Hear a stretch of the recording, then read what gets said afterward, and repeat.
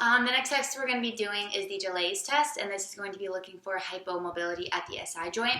So the way that this test is going to work is normally you would have your patient, if available, with their hands on a chair in front of them. However, we don't really have the means to do that right now.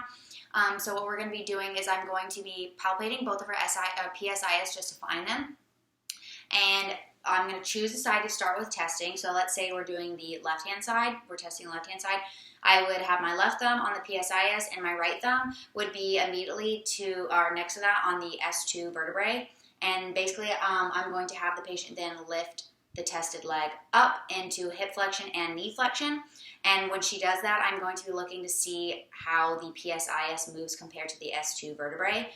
Normally, the PSIS should move a little inferiorly compared to this S2 vertebrae. So if it moves higher or doesn't move inferiorly at all, then this would be a positive test. So we're going to see how we move. So to start off with, I'm going to test Caroline's left-hand side. So like I said earlier, I would have my left thumb on her left PSIS with my right thumb on the S2 vertebrae immediately next to it.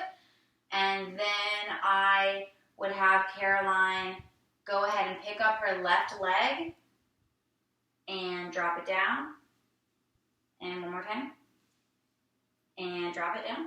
Okay, now I'll move on to testing the right side. So I'll find the right PSIS with my right thumb, and then my left thumb will be on the S2 vertebrae directly next to it. And again, I'm going to have Caroline pick up her right leg this time, and drop it. And one more time, and drop it.